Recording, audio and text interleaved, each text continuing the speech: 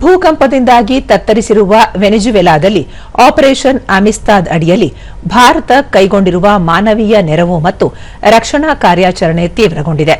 ಸಂತ್ರಸ್ತರಿಗೆ ವೈದ್ಯಕೀಯ ನೆರವು ಮತ್ತು ತುರ್ತು ಪರಿಹಾರ ಒದಗಿಸುವ ಕಾರ್ಯ ಸಮರೋಪಾದಿಯಲ್ಲಿ ಸಾಗಿದೆ ಎಂದು ವಿದೇಶಾಂಗ ವ್ಯವಹಾರಗಳ ಸಚಿವಾಲಯ ತಿಳಿಸಿದೆ.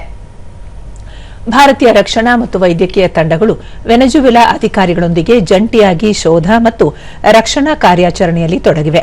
ಪ್ರಮುಖವಾಗಿ ಭಾರತೀಯ ಸೇನಾ ಫೀಲ್ಡ್ ಆಸ್ಪತ್ರೆ ಈಗಾಗಲೇ ಕಾರ್ಯಾರಂಭ ಮಾಡಿದ್ದು, ದುರಂತದಲ್ಲಿ ಗಾಯಗೊಂಡವರಿಗೆ ಅಗತ್ಯ ತುರ್ತು ವೈದ್ಯಕೀಯ ಸೇವೆ ಹಾಗೂ ಜೀವರಕ್ಷಕ ನೆರವು ಒದಗಿಸುತ್ತದೆ. ಪರಿಹಾರ ಮತ್ತು ರಕ್ಷಣಾ ಕಾರ್ಯಾಚರಣೆಯನ್ನು ಮತ್ತಷ್ಟು ಚುರುಕುಗೊಳಿಸುವ ನಿಟ್ಟಿನಲ್ಲಿ ಭಾರತೀಯ ವಾಯುಪಡೆಯ 2 C-17 ಗ್ಲೋಬ್ ಮಾಸ್ಟರ್ ವಿಮಾನಗಳ ಮೂಲಕ 41 ಸದಸ್ಯರ ರಕ್ಷಣಾ ತಂಡ ಭಾರತೀಯ ಸೇನಾ ಫೀಲ್ಡ್ ಆಸ್ಪತ್ರೆ 30 ಟನ್ ಪರಿಹಾರ ಸಾಮಗ್ರಿಗಳು, 6 ಟನ್ ಔಷಧ ಹಾಗೂ ವೈದ್ಯಕೀಯ ಉಪಕರಣಗಳು ಮತ್ತು 2 ಸಂಚಾರಿ ಭೀಷ್ಮ ಕ್ಯೂಬ್ ಆಸ್ಪತ್ರೆಗಳನ್ನು ದಕ್ಷಿಣ ಅಮೆರಿಕದ ರಾಷ್ಟ್ರ ವೆನೆಜುವೆಲಾಗೆ ರವಾನಿಸಲಾಗಿತ್ತು.